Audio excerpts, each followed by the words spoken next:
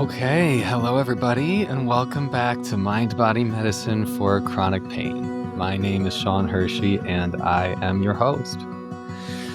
Whew, okay, so it is the end of a workday for me, seeing clients, and it was a good day. I actually had a brand new TMS client who was like so ready to jump into the work and so ready to connect pain to emotional material, ready to start befriending difficult emotions, which, as you all know, or as you're coming to find out, is a very important part of healing from chronic pain. Um, wouldn't it be nice if we just didn't have difficult emotions, or if there were no parts of ourselves that felt things that other parts of us didn't want to feel, or that felt things that aren't socially acceptable? Wouldn't that be awesome? But unfortunately, that is not how life works. Here we are, living in reality. And so much of chronic pain really comes down to that, is not accepting reality, not feeling safe. I think that's a better way to put it, actually. Not feeling safe in reality, and therefore you feel like you can't accept it, and believing that reality poses a threat to you. And so denying it, trying to hide from it, trying to run from it. So here we are, bravely facing reality. As hard as that is, believe me, I don't like it either. Living in a fantasy world is so great, but we have to learn not to be scared of what's real. We have to learn not to be scared of who we really are and what we really feel and what our lives are really like. We have to learn not to be scared of that in order for our nervous systems and therefore our bodies to calm down. Okay, neutralizing threats. Awesome, right? We are doing the important work. Okay, but getting into our conversation today, episode 1. This is episode 3. This season 1, episode 3. Welcome, welcome. Episode 1, as a brief sort of recap, I just introduced myself, talked a little bit about me so that you could understand my vibe, get to know what this is going to be like, and so you can feel me out and feel, does this land for you? Episode 2, we talked about what is TMS, and we are in that episode starting to answer the question, is my fill in the blank symptom TMS? So if you're coming with that question, I would highly recommend you go back to episode 2, because that is where you will find some good info. Today, we start to talk about how to heal. Episode 3, here we are on to the, it's all good stuff, and it all builds. You know, you need 1 and 2 to get to 3. And so today we're getting into the first part of healing. If you're enjoying the podcast, go ahead and follow the podcast so you know when future episodes are going to come out. I'm doing 1 a week for 12 weeks. That's the first season, and then we'll go from there. See if I'm ready to do more, but I'm committing to 12.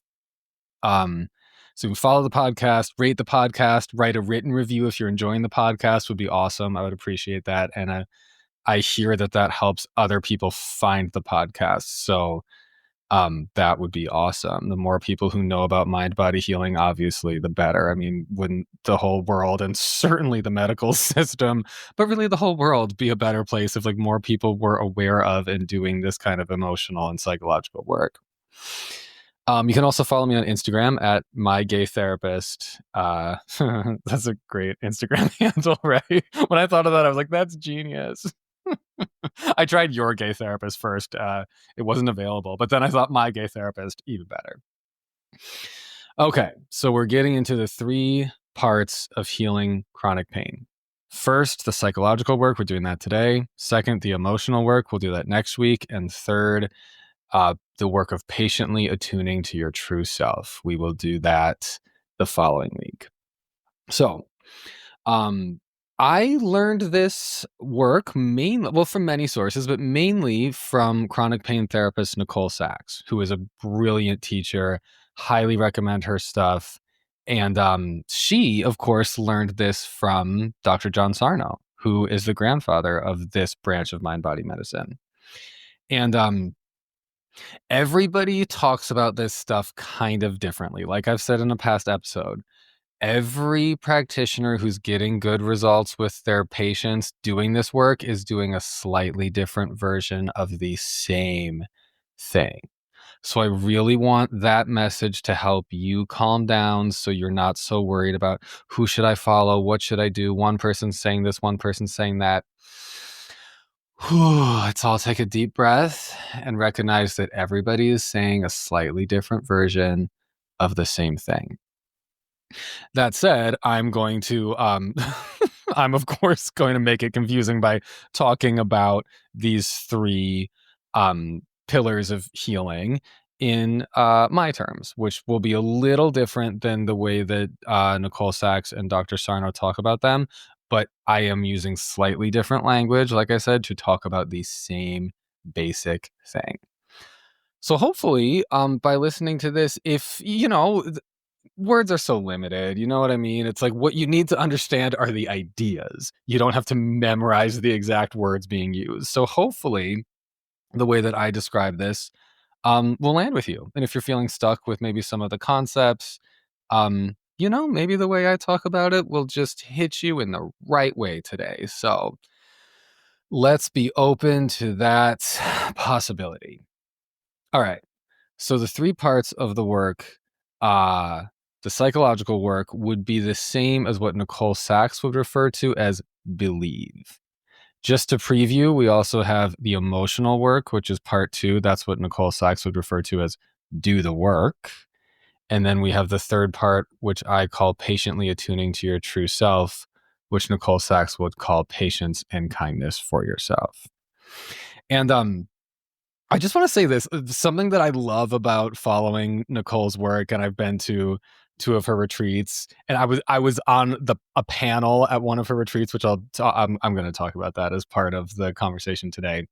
Something that I love about following her work is that she talks about how healing TMS and healing chronic pain is not going to come from the top down. Like this information is not going to start being distributed by like Johns Hopkins or the Mayo Clinic or the American Medical Association. That's not the next step for this information. This information is going to come from the bottom up, not from the top down. So we need to create a groundswell of people who talk about this work and people who do this work and people who understand this work and people who allow this work to significantly improve their lives the way it has mine. So Nicole talks about like we need to create a groundswell of people talking about this and doing it, and I take that seriously. So here I am talking about it and doing it. I'm like, I'm going to be part of that groundswell. So here we are. It is a movement. I'm part of it. And the cool thing is you are part of it too. Okay, so today we are talking about the psychological work, part 1 of healing. What is that? All right. Understanding, believing, and internalizing the correct facts about pain. I'm going to say that again because this is important. The basic tenet of the psychological work is understanding, believing, and internalizing the basic correct facts about pain. Okay, pain is a danger signal. The assumption in the typical traditional Western medical model is pain means that there's something structurally, wrong with the body at the site of the pain. That's possible, but that's not the whole picture of pain. We have to widen that lens because that's not the whole picture. So once, let me put it this way. Pain is a danger signal. It could be that you have pain in your body because there's something wrong at the site of the pain, and therefore that part of the body is in danger, and therefore your brain is creating pain to alert you to the fact that like slow down, protect yourself, fix this, something's wrong, you're in danger. Could be, but there are also different sources of threat that we know from TMS theory certainly cause pain and are common sources of chronic pain. Because I want to go back to Structural pain is usually acute, not always, but it's much more likely that structural pain will last for a short period of time and not become chronic. Chronic pain usually comes from different sources of threat, and I am going to right now say the three most common. One, the belief that you that you feel threatened by sensations in your body. Two, feeling threatened by emotions as they rise.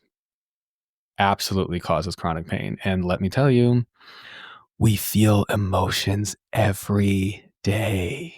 I wonder how many emotions a typical person feels in a day, but it's a lot, and we feel emotions every day. So if you're someone who has somehow internalized along the path that you're not allowed to feel your emotions, that your emotions are scary, that you shouldn't feel your emotions, believing that your emotions are a threat, that threat's going to be present with you every day. So yes, that will cause chronic pain, because pain is a danger signal alerting you to the fact that that threat is there.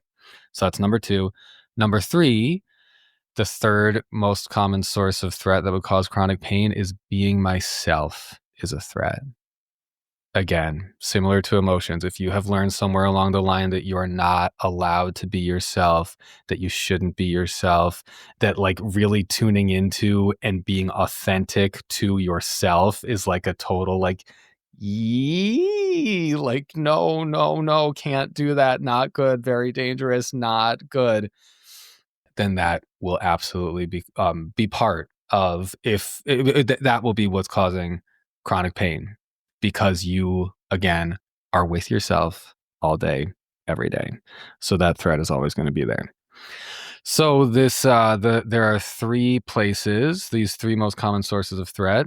The sensations in my body are a threat, the emotions that are rising are a threat, and being my true self is a threat.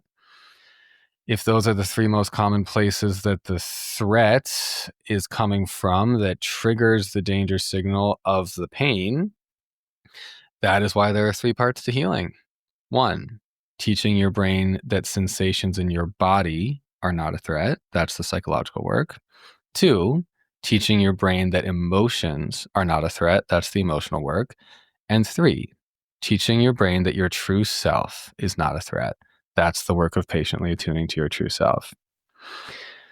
So there we go. Those are the basics to healing. If understanding that is truly going to, it's going to calm your body down so much, and that will set you free, truly. So I'm just going to say the three pillars again, just so it's clear. First, teaching your brain that sensations in your body are not a threat. That's the first part of healing. That's what we're going to talk about today. That's the psychological work. Second, teaching your brain that emotions are not a threat. We'll get to that next time. That's the emotional work. And third, teaching your brain that your true self is not a threat. That we will get to in the following episode. And that is the work of patiently attuning to your true self. So we're going to talk about number one today.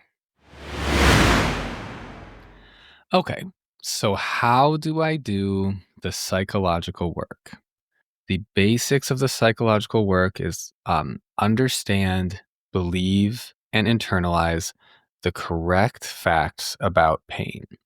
And the intention is to teach the brain that sensations in the body are not a threat. So before we get to the correct facts about pain, it's really important for us to take some time to address the incorrect facts about pain. So what do I mean by that?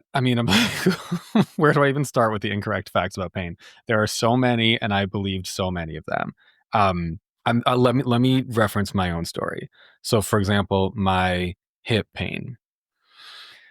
When my hip pain first started, the first incorrect fact that I believed about it was that it was caused by stretching and walking. That was not true. The correct fact was that it was caused by like my extreme fear of coming out as gay and being open about a secret that I had kept, like, I mean, like, in my mind, it was like this secret was like buried down deep. In reality, this secret was not a secret at all. It was like everybody was like, yo, is Sean gay or what? But it was, to me, something that even if people were wondering that, it was like, I'm not allowed to talk about it. I'm not allowed to acknowledge this. This is scary. This is a fear. That's where the pain was really coming from, was like, oh God, this secret is about to come out and I am terrified.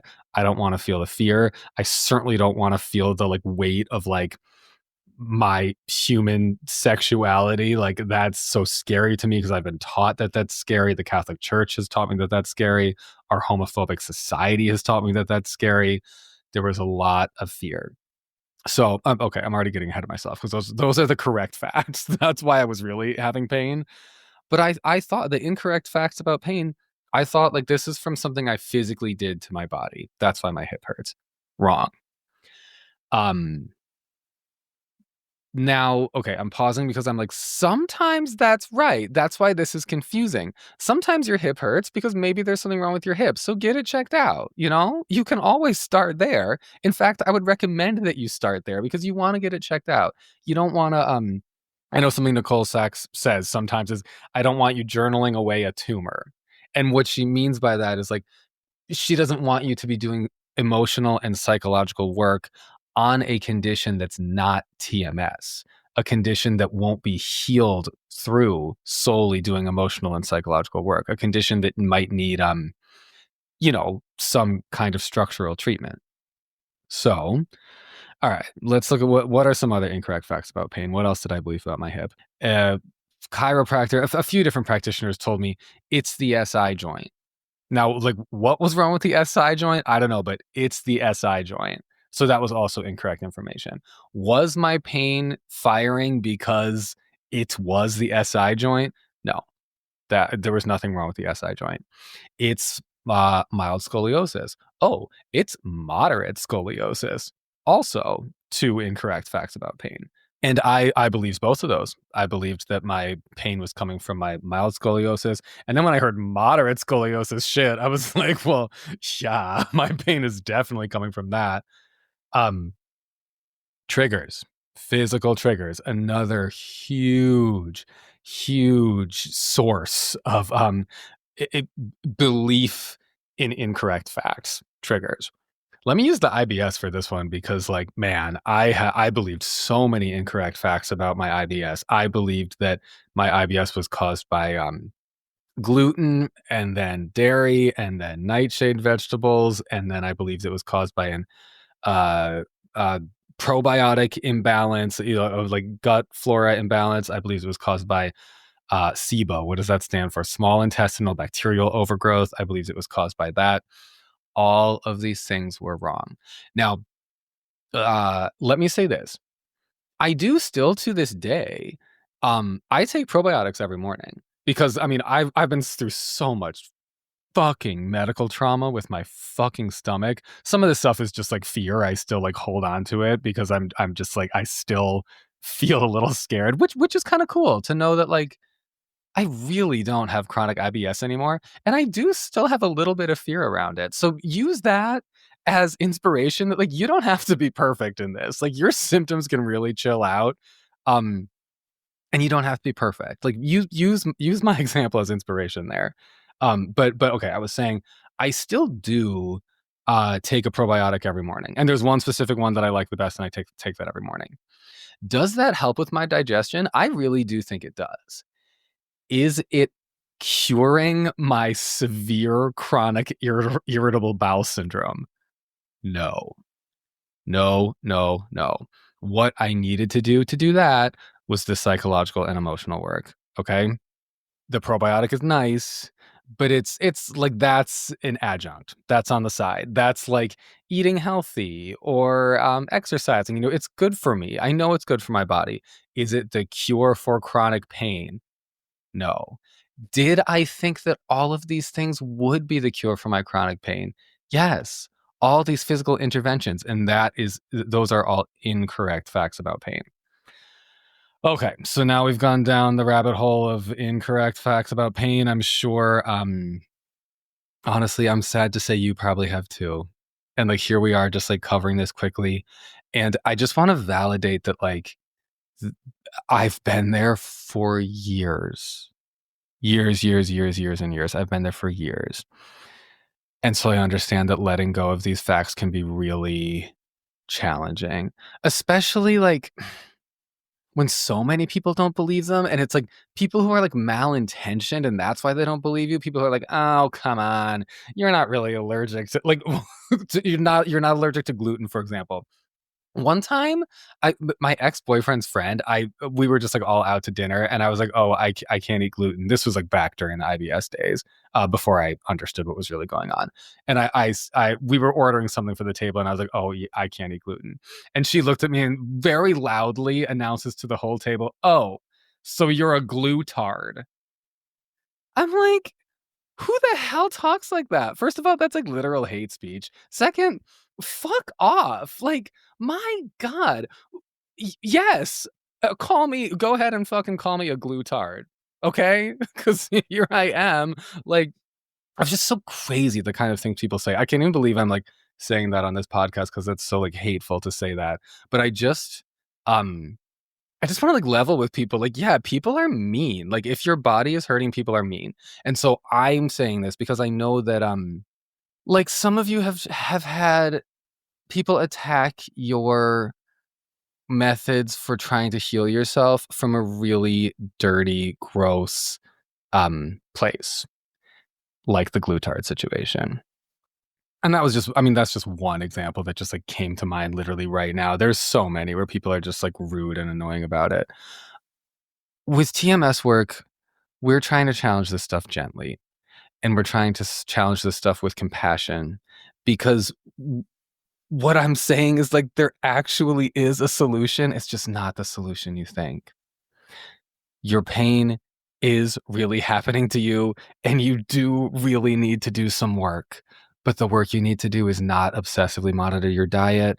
It's not obsessively follow like bizarre physical therapy exercises that you've been following for months and months, if not years, and they haven't helped you. The work you need to do is emotional and psychological.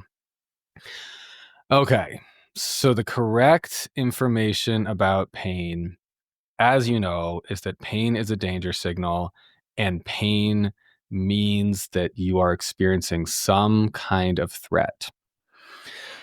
Okay, so let's talk about the pain threat cycle, because that's a very important part of the psychological work. And as we're getting into talking about the correct information about pain. So, the pain threat cycle. Why would it be a cycle?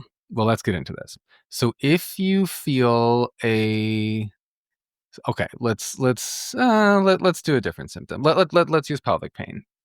Because that's one that people don't often talk about. So I'm like, let's fucking go there because we're talking about everything.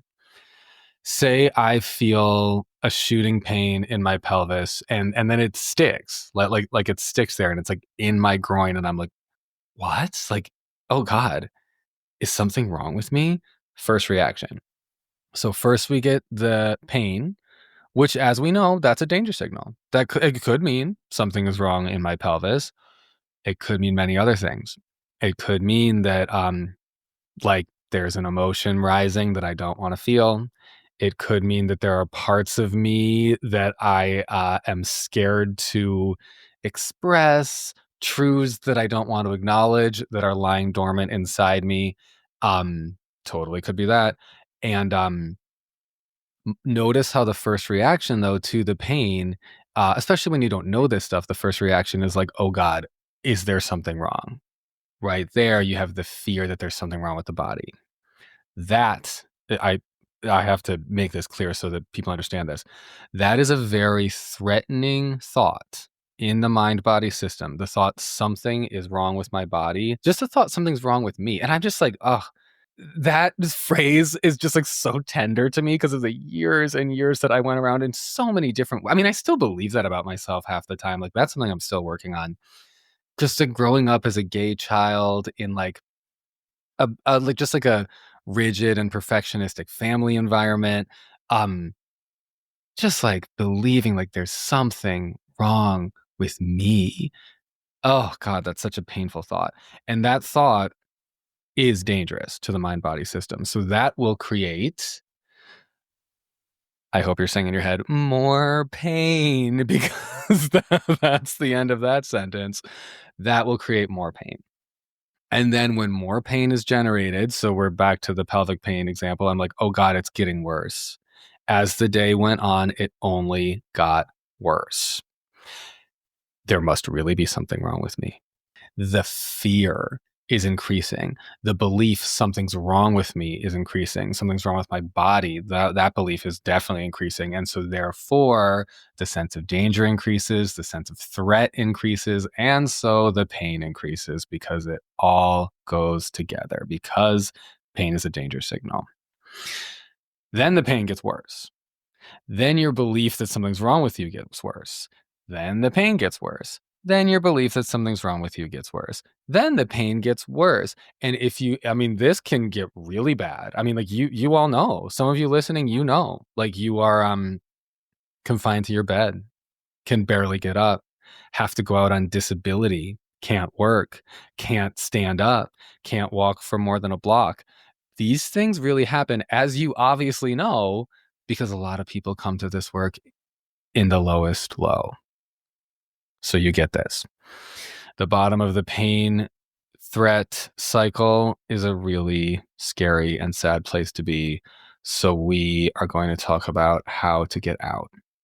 So what do you do to do the psychological work? Most important thing, reminding yourself the pain is coming on psychologically, not because there's something structurally, wrong with you. Dr. Sarno's original statement is think psychologically, not physically. That is so important. I mean, literally just like summing up this first part of healing, the psychological work, that sums it up right there. When you have pain, think psychologically, not physically.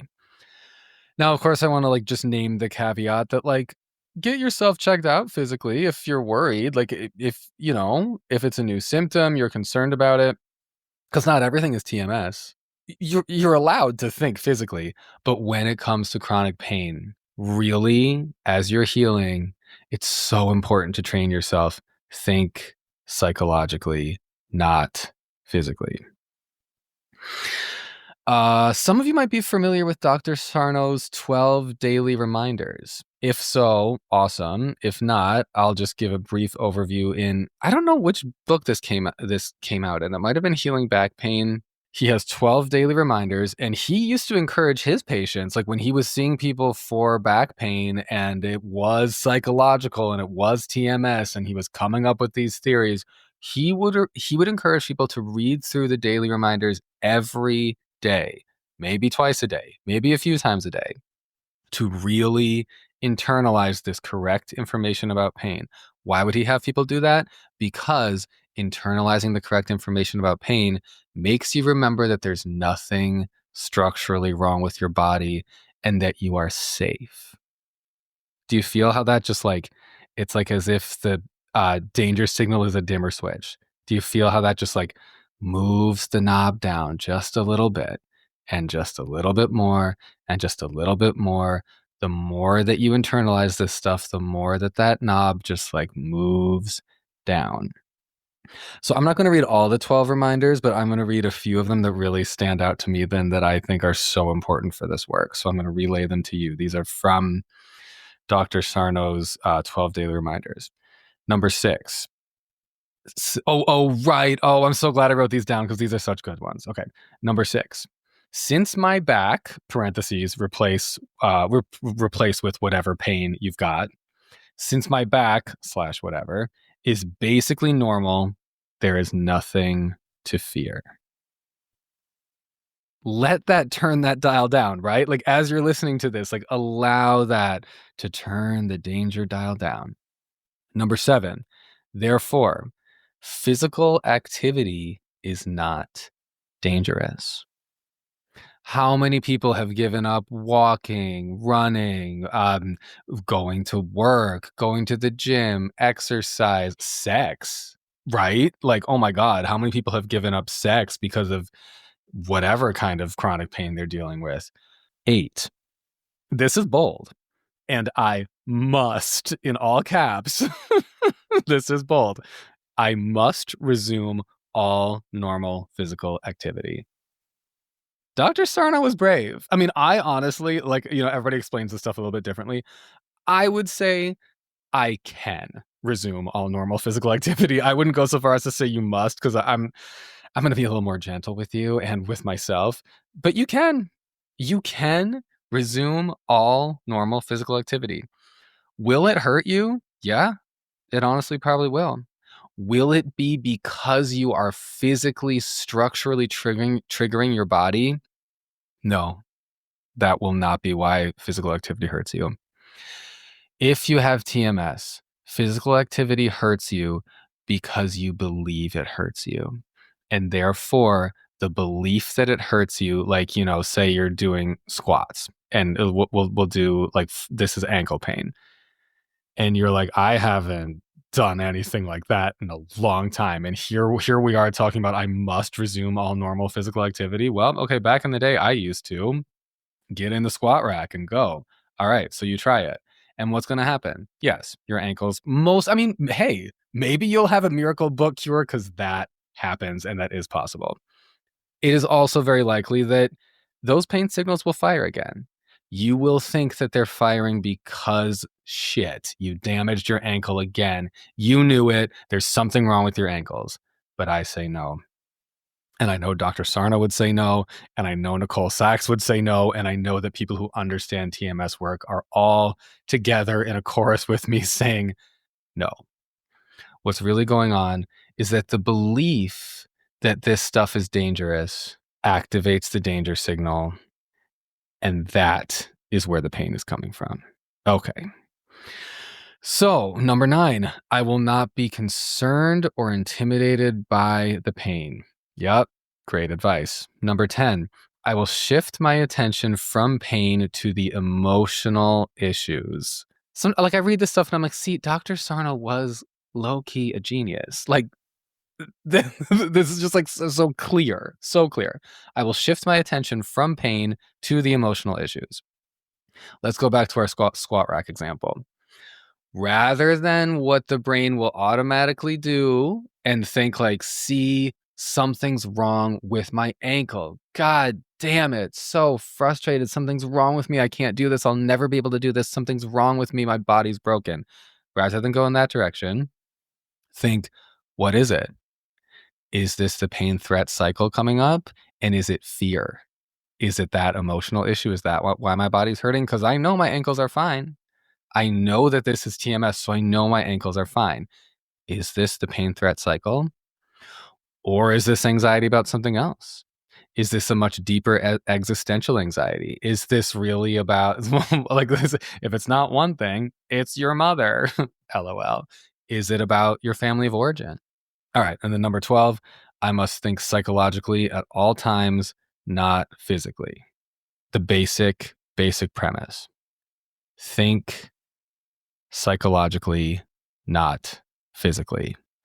That is the basic premise of doing the psychological work. Okay, so let me briefly tell a little story. So I went to Nicole Sachs's Omega retreat in Rhinebeck, New York, 2 years in a row. And the second year I was there, it was so fun. I got to be on she did a panel of 3 people, myself and 2 others. She called it, quote unquote, living the work. So we were like success stories / living the work. Like we were examples of like what it's like if you are doing this. And this actually really, really warmed my heart, because Nicole used to sit on a panel just like that for Dr. Sarno. He had a patient panel, like it was like, if you've graduated from Dr. Sarno's program and you are now doing well, you could be invited back to sit on this panel with him and talk as like a patient success story, to share with people who are currently going through chronic pain your success as proof and as inspiration. Um, and Nicole used to do that for Dr. Sarno, and I was just like, oh, this is like killing me that I get to do this for Nicole. It felt so I was like, wow, how cute is that? So I'm on this panel. So fun. If you're asking, should I go to Nicole's retreat? The answer is so yes. Like if you can swing it time wise, like, oh my God, so fun. Totally go. Omega, so fun. Um, so I'm on the panel and somebody in the audience, so the audience got to ask us questions. And somebody in the audience asked, how will I start to feel it when my pain starts to go away? And immediately I was like so struck by that because I'm like, first of all, the obvious, like you will be in less pain. But for me, it wasn't so easily like that. With my hip, it has taken so long for this to calm down. Like, my God, so long. Um, and like I've said, some days it's fine, some days it's not fine. And right now I'm proudly sitting here with like my hip feels like a twinge. I'm feeling a little twinge of pain in my left hip, and that's it right now. So, hey, I'm going to count that as a success. And earlier today, it really was not hurting at all. And then earlier, it actually was hurting because I was stressed. That was like a whole fucking thing. But anyway, I'm sharing this just to like be real with you about how this goes, like how this goes throughout a day, and how it goes for me is not how it goes for you or how it goes for everyone else. But this is me. This is what it feels like to be in my body. So I just want to speak to you from my body to yours. This is what's going on with me. But so okay, so someone asks, how will I start to feel it when my pain goes away? So there's the obvious, like I said, the pain will decrease, of course. But what came to me right away in answering that question was like, for me, the pain didn't go away right away. I knew, well, okay, let me put it this way. At first, I was like, I think this is the answer for me. I believe this could be the answer for me. And yet my hip still hurts every day. I mean, 2.5 years ago when I first found this, like, yeah, my hip was hurting bad every fucking day. And yet I started doing more things. I started stretching more. I started doing more exercises at the gym. I started doing I started walking more. I started running on a treadmill, which like, I know that's really basic for some people. For me, with my hip, that was fucking terrifying. Running on a treadmill, like, wow. I had a lot of pain threat cycle stuff going on about running on a treadmill in my brain. And I did it. I started doing all different kinds of stuff. Um, And suddenly it was like, "Oh, I can do this." And I would still have the pain, but it wouldn't necessarily be like, "Oh, the pain was really bad while I was on the treadmill, or right after I got off the treadmill, or while I was doing like, new and extreme yoga poses or whatever." It wasn't um it wasn't strictly correlated with the physical stuff, right? Because what was I doing? Thinking emotionally and psychologically and not thinking physically. And suddenly it was like, oh, damn. So I can use my body. And that's not what's causing the pain. That's amazing. And that's so freeing because once you know that, how do you know when the pain starts to go away? One of the ways you know is that, here's my advice: allow yourself to challenge yourself. Okay. Allow yourself to do new things because what you will find if you're following this work is that you will do new things physically and and you'll hurt less. I mean, truly, like that's what's going on for me. Now I do so much more physically than I did 2.5 years ago. Oh my God. And my body hurts less. Something that I just want to say is that so in the time that I've been doing this, I got like doing TMS work over the past 2.5 years. Maybe about like a year ago, maybe it's been like a year and a half now, actually. I got like this online personal trainer, which is just like an app. And I meet with this trainer who's so great. I meet with him every Probably like once a month, sometimes twice a month. And then he gives me workouts in this app that I will go to the gym and do. Um, I had been working with him for a solid 6 months, I would say. And I was in TMS work mode. Like that, like, I was focused on like when I have pain, I know me. I know me now, and I know it's TMS. I know I have to think psychologically and emotionally, and I'm no longer thinking physically. Okay. And a solid 6 months into doing this, he just sort of offhandedly asked me like, "Oh, do you ever need me to, like, change the workouts because of, pain?" And I was like, "Oh, n no, I don't." And it's not because my hip was, like, fully out of pain, you know? Like, I would still, I working out the legs, I would be feeling pain. Working out not my legs, I'd be on my biceps and my hip would hurt because the trigger is emotional, not physical, as you know. Um, and that was such a wonderful success, to know that, like, I mean, if this had been before TMS work, he would not have had to even ask me that question because I would have brought it up myself and been like, "Oh God, I have hip problems, so I really can't do this. I really can't do that. I really shouldn't do this. I really shouldn't do that." And how amazing and miraculous is that my sense of my physical body and my sense of my physical power and, like, prowess, I guess you could say, like, the things that I can, like, do, expanded so greatly that I'm like, "We don't even have to talk about this." Like, just not a problem, period. Not a problem. How freeing is that, right? If any of you are listening to this and you're teetering on the fence, like, "Should I try this? Is it worth it? Is it worth looking into my emotional world? Is it worth looking into, like, who I really am and making peace with, like, things I don't wanna make peace with and feeling difficult emotions? Is it worth it?" My answer is yes, you know? My answer is absolutely yes.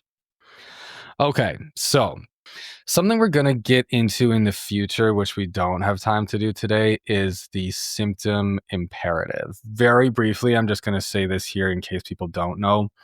TMS will move around because the danger, since the danger signal is coming on because there's an emotional or psychological threat, not because there's a physical threat that could present anywhere in your body. So my hip pain and my IBS pain were coming from the same source, and that was all psychological. And they felt really different. I mean, like, my hip, I was like, "Something's wrong with my bone." My stomach, I'm like, "Something's wrong with my bacteria, something's wrong with my organs." They felt very, very, very different, but TMS moves around.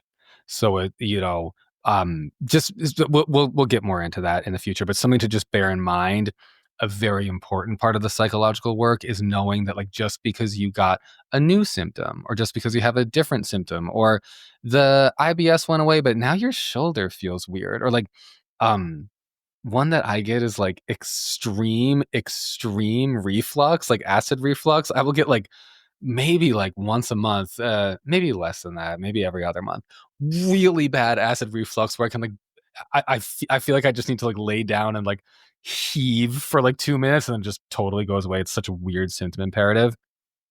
But that is also the same as the IBS. That is also the same as the hip pain. I shouldn't say the same because it obviously is, it feels different, but it's coming from the same source.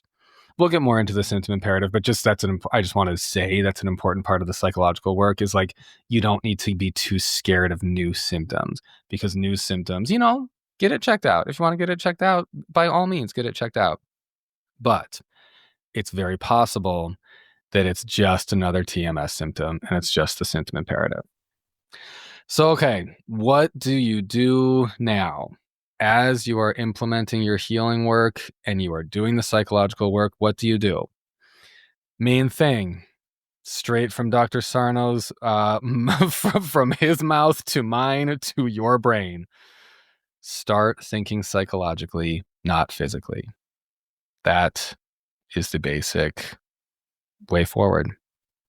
We'll talk in the future about graded motor exposure, which is like slowly reintroducing activities that scare you. But if you're asking what do I do now, psychological work, a huge part of the psychological work for me was allowing myself to challenge myself, incorporating graded motor exposure, which is just a fancy way of saying like slowly reintroducing activities that scare you. And we will get more into that in a future episode. So hang tight, we'll get there.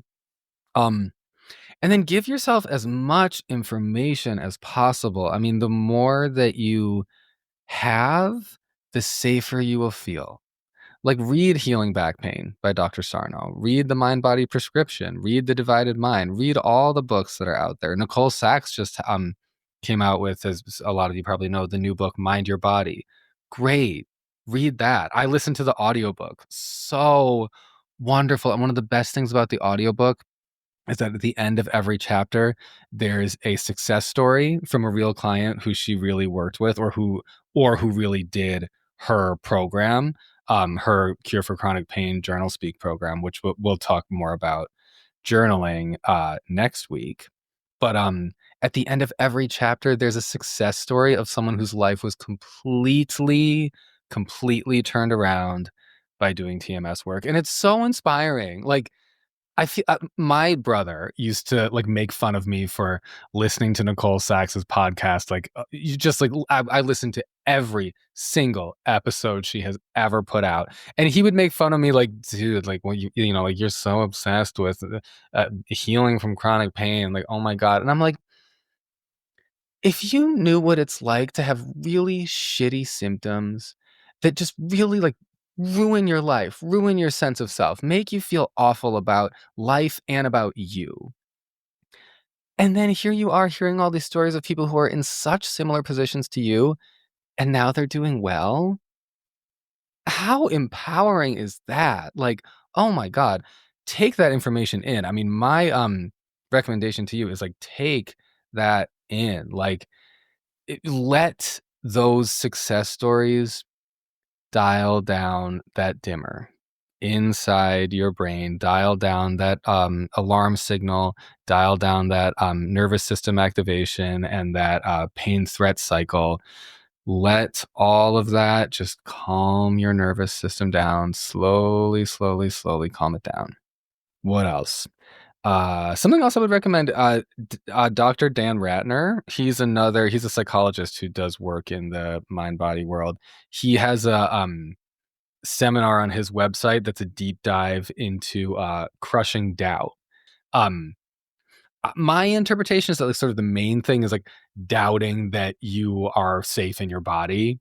So it's totally in the realm of doing the psychological work. Highly recommend. And okay, yes. And the final thing that I want to leave you with is start challenging information about chronic pain in the world around you. Because like we talked about, there is so much incorrect information, and the incorrect information will come from sources that seem really reputable.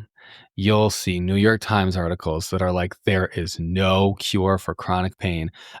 A while ago, the Cleveland Clinic, they had a page about pain conditions, and right on there is no cure for chronic pain. I just know that one off the top of my head because I actually saw it. There's probably others out there. I mean, you're wherever you're getting medical information, there's a chance that you're getting misinformation. So start to question that stuff because it's not true. Which I feel like is kind of a hard thing to say when there's so many conspiracy theories out there and so much weird misinformation, especially about health. Like, you know, don't vaccinate your kids or they'll be autistic within 3 years. Like, I mean, there's so much misinformation about health that I recognize that the doubting parts of your brain are probably like, well, Sean Hershey is just another crazy person filled with misinformation about health.